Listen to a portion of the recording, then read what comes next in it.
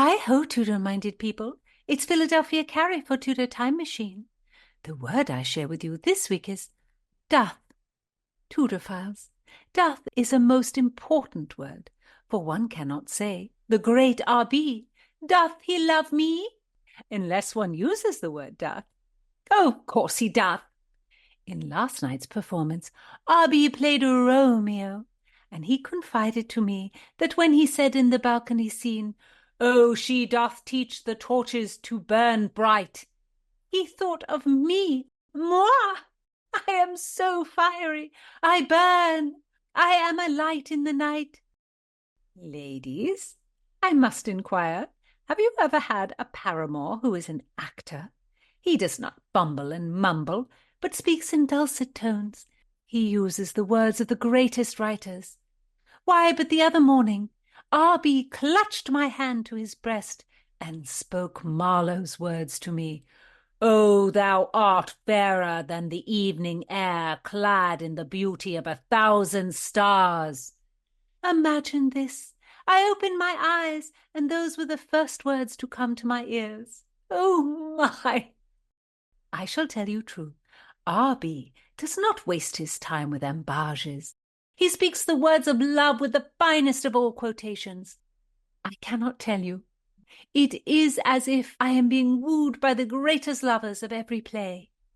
As you must know, from time to time, a merchant has not the means to repair this or that at the theatre, and R.B. has asked me to aid him. How I thrill to help mend whatever is amiss at the theatre. And R.B. has many friends. We often go to Lord Burleigh's house, and there we meet my brother, and the Lord himself, and even Mildred Cecil. She is so learned, and she taught us all about the garden.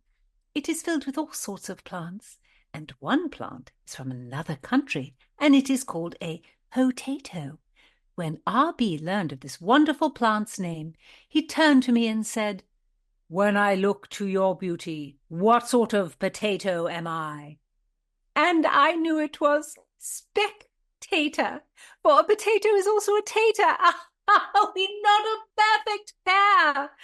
Tudor Files, oh, we are. Doth. How now, Tudor Files? What think you? If you're new here, I'm Gage. I'm Jessica. And we're here with Philadelphia Carrie for Tudor Word of the Week. Don't miss a word, and listen to the Tudor Time Machine Story Project. So diverting. And I pray bid you tell a ningle, and ring the little YouTube bell. It doth go la la la la la la. Tudor Files, thank you for listening. Every one of you has the wit of Rosalind and the heart of Cordelia. And don't be shy about writing to Philadelphia on YouTube or suggesting words. We love hearing from you. How do you spell our Tudor Word of the Week, Philadelphia? Oh, it is so simple. It is spelled D-O-T-H. Dost thou not know this? But I have heard this word used in your time to mock our beautiful Elizabethan English. Some 21st century person might say, "I doth want a PB&J sandwich," to make a fancy sound, and that insults the fine actors of the Elizabethan age who speak correctly. Oh, settle down. It's just for fun. No one's trying to insult anyone. "I doth want a PB&J sandwich" is not how the word should be used. Philadelphia, I'll try to use it correctly. So it would be, "She doth desire a PB&J sandwich," because it's the third person form of do. Yes, that's right. So we could say, R.B. doth adore you. Indeed, you are right. But I do not want a PB&J sandwich. But your French fries, I should have. Oh, potatoes are a marvelous thing. Actually, it's hard to imagine not having potatoes. They were new to Europe and England during Elizabeth's reign. It seems like potatoes have always been part of the English, UK, Irish diet, but they were not. So potatoes came on ships returning from the Americas to Spain around 1570 and the British Isles between 1588 and 1593. So they weren't really a big food item at this time. Explorers are going all over the world, and they would bring back plants from everywhere. And whether that was a good thing or a bad thing, I don't know, but that is what happened. And all the influential people in Europe, in England, everywhere, they were very interested in these new plants. Oh, science, science. It is all very fascinating. But is it not finer to walk in the garden with a man you adore, or a woman or a dog, and admire the leaf or the petal? Must we wrinkle our brows? I think not. We must enjoy the beauty. That is our role. I love a walk in the garden, but a garden doesn't just appear by chance.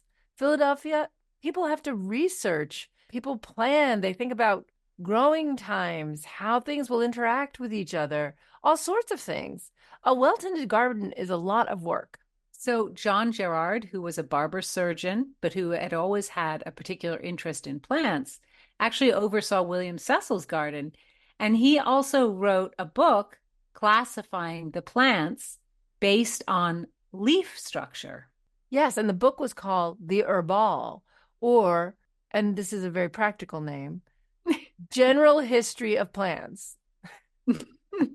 And it was published That's a big subject right there. Yes, it was published in 1597, but John Gerard was not the pinnacle of exactitude. No, there are 1,800 woodcuts in the Herbal. That's a lot. But they're all taken from earlier books. And Gerard didn't actually know which plants many of the woodcuts were actually illustrating. So even in the time period, one competing naturalist said he corrected 1,000 errors in Jean Gerard's work in these plant identifications. It was not exactly perfect. And when a new edition of the book Herbal came out in 1633, there were so many corrections. And the editor said of John Gerard, his chief commendation is that he, out of propense goodwill to the public advancement of knowledge, endeavored to perform therein more than he could well accomplish, which was partly through want of sufficient learning. I mean, that's damning, but if you don't know enough, it's hard to be accurate. Although 1,000 errors doth seem a bit excessive. Science is a challenging discipline, Philadelphia. Everything doesn't just happen. Can you understand the beauty of love or R.B.'s voice with science? Science is lacking. All right. You know, our very inaccurate John Gerard loved science, but he also cared about the beauty of plants. What did he say about the English violet, Philadelphia? He wrote, "Gardens themselves receive by these the greatest ornament of all, chiefest beauty and most excellent grace. And the recreation of the mind which is taken hereby cannot be but very good and honest, for they admonish and stir up a man to that which is comely and honest. For flowers through their beauty, variety of colour, add exquisite form, do bring a liberal and gentle manly mind, the remembrance of honesty, comeliness, and all kinds of virtues. For it would be an unseemly and filthy thing, as a certain wise man saith, for him that doth look upon and handle fair and beautiful things, to have his mind not fair, but filthy and deformed." His words are sodden-witted. He lacks a velvet tongue. Velvet tongue, I am a wit. I don't know. It's not that good. 'Tis, you are wrong. But I must to the theatre. R.B. shall rule as Henry V. My heart goes pitter-patter at the thought. All right, enjoy it, Philadelphia. I'm jealous. I'd love to see Richard Burbage playing Henry V. Wow. I know, me too, actually. You have more than a play to be jealous of. The man R.B. doth attend to me like no other. So give heed, Tudorphiles. Add some 16th century sauce to your vocabulary with Doth. Listen in next time. Don't miss a word. Subscribe on YouTube and give me a like.